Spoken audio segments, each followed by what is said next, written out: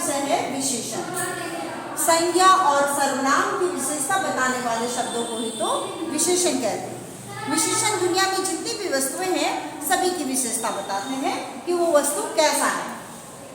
विशेषण के 4 भेद बताए गए हैं, तो इन चारों भेदों को बच्चे आसानी से याद रख सके इसलिए मैंने एक ट्रिक बनाया है जिसका नाम है साप संग। ये साप संग क्या है? साप से होता है सार्वनामिक विशेषण, अर्थात वो शब्द जो सर्वनाम से लिए गए हैं लेकिन उसे विशेषण के रूप में प्रयोग किए जाते हैं, जैसे वह गाय, यह कुत्ता इत्यादि। दूसरा है प से होता है परिमाणवाचक।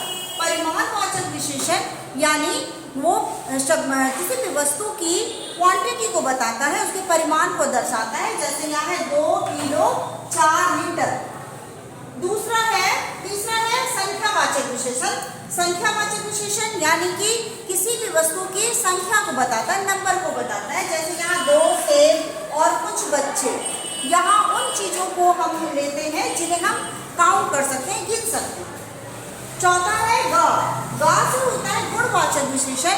ये किसी भी वस्तु की गुणवत्ता को बताता है कि वो वस्तु कैसा है, जैसे यहाँ है काली गाय, मोटा लड़का आदि। अब यहाँ परिमाणवाचक विशेषण और संख्यावाचक विशेषण, इन दोनों के दो भेद बताए गए हैं।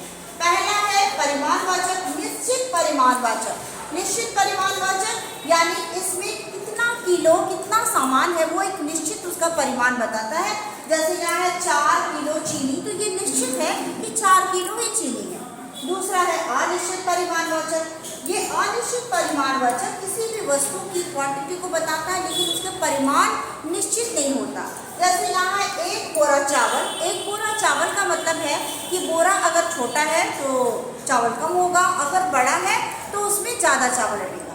तो यहाँ ये अनिश्चित है, परिमाण उसका अनिश्चित। दूसरा है संख्यावाचक विशेषण। संख्यावाचक विशेषण के भी 2 भेद बताए गए हैं, निश्चित संख्यावाचक विशेषण और अनिश्चित संख्यावाचक विशेषण।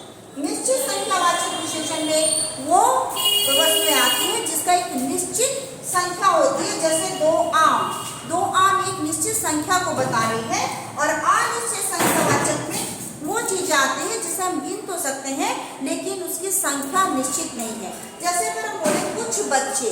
कुछ बच्चे का मतलब है कि हाँ बच्चों को हम गिन तो सकते हैं लेकिन उसकी संख्या निश्चित नहीं है, तो इसे कहते हैं अनिश्चित संख्यावाचक विशेषण।